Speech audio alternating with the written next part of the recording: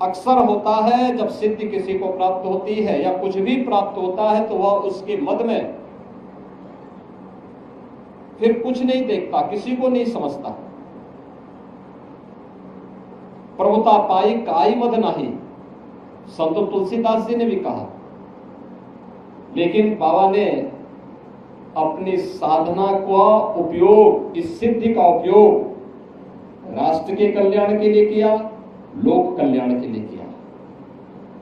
उस समय की समाज की बिगड़ती हुई स्थिति को एक देखते हुए कि देश क्यों गुलाम हुआ, क्यों विदेशी आक्रांता सफल हुए। एक तरफ उन्होंने समाज को जोड़ने का काम किया, दलितों को, आदिवासियों को, वनवासियों को, गिरवासियों को बिना भेदभाव से मुक्त एक ऐसे समाज की स्थापना का अलग जगाया था जो एक अघोराचार्य को ही के द्वारा ही संभव था, एक योगी के द्वारा ही संभव था, एक संत के द्वारा ही संभव था।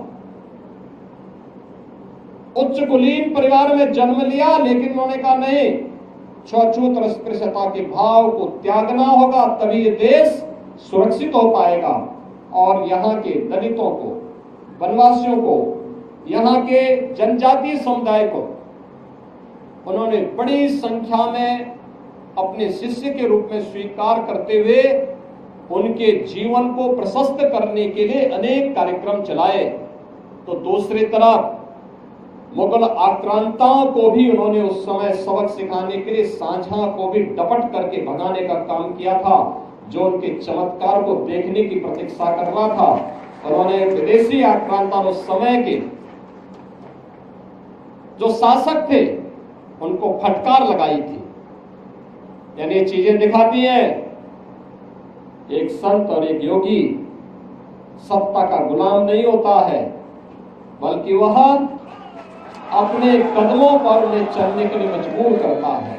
और यही कार्य आज से 425 वर्ष पहले इसी रामगढ़ गांव में जन्मे पूज्य बाबा अघोराचार्य कीनाराम जी महाराज ने अपनी दिव्य साधना के माध्यम से हम सबके सामने प्रस्तुत किया।